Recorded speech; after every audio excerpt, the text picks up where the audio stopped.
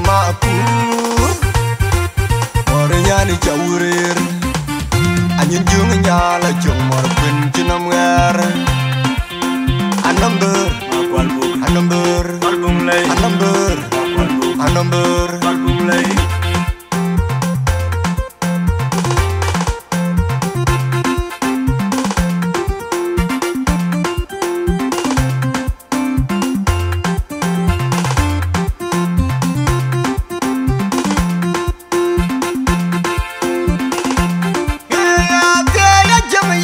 Jagwa bandite ya no morchen majung ji na mornyan ne pe nyan ne jawri hayi na morchen nyo du ma urion adwin kalyan na ti ti beben kalyan na myar kelani ka jeri odi bigambi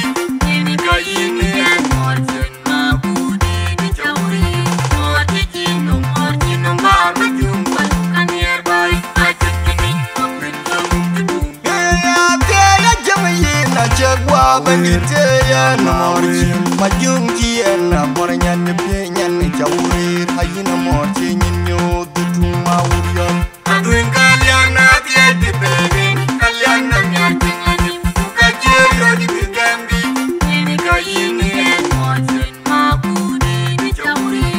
odi ji no morchen no ma majung pal kanier bai ajeni open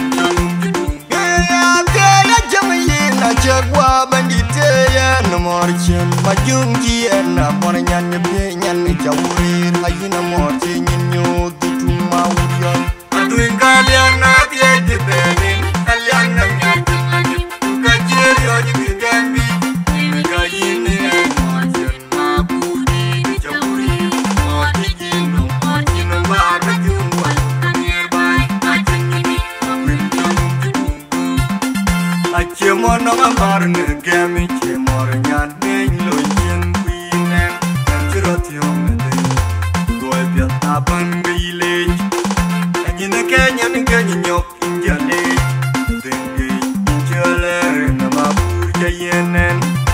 agam ke ga agam go ingenge anyine kenya nyan nyiri che yo ne loy bia lo majuk apur majuk jungal kuchio nu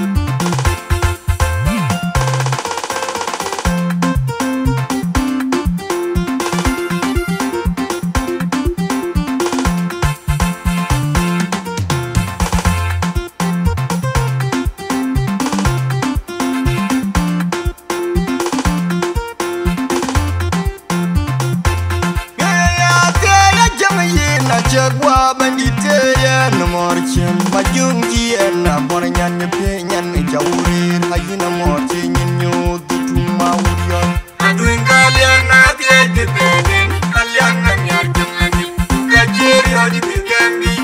ni kayin ne morchen ma budi ni jawri odi ji no morchen no ma majung pal kanier bai ajeni open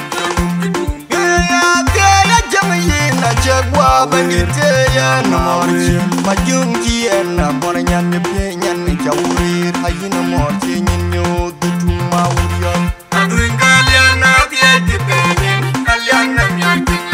ukajeri odi bigambi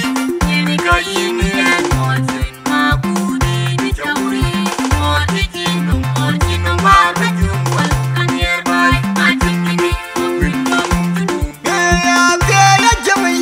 chagwa bandite ya no morchin majungi na bonanya ne penya ne jawuri hayina morchi nyinyo dutuma urion adringaliana tie dipene kaliana myaki